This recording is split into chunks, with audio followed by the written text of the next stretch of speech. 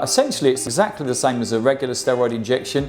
We're just adding greater volume, so there is a stretch.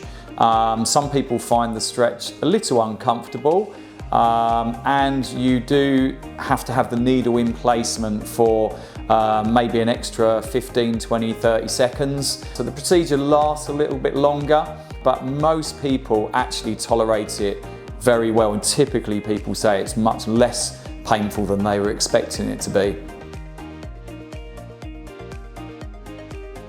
If we are quite confident that it is an early stage frozen shoulder, so we examine them, maybe they've had frozen shoulders in the past, because if you've had a frozen shoulder before, you're much more likely to develop one again in the future. So if we're confident it is an early stage frozen shoulder, and they feel happy and confident and they will be able to tolerate it, then I would certainly be recommending hydrodistention in those circumstances, because there is significant evidence to suggest that that can really expedite the whole process of the frozen shoulder. So that may save them a lot of time with pain and stiffness of the shoulder.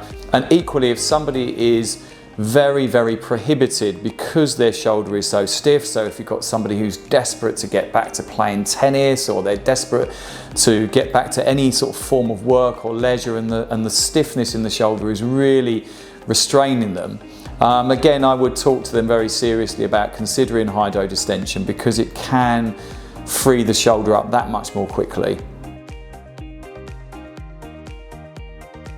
Oftentimes it's because it's disturbing the person's sleep that they find particularly difficult. So they may by this time be managing quite well with day-to-day life, but they're still getting that sleep disturbance. And again, then a second injection may be appropriate.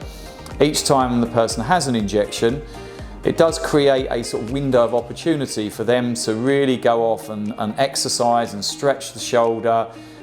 Physiotherapy, manual therapy, if they wish to do that as well, can be again very effective within that period particularly.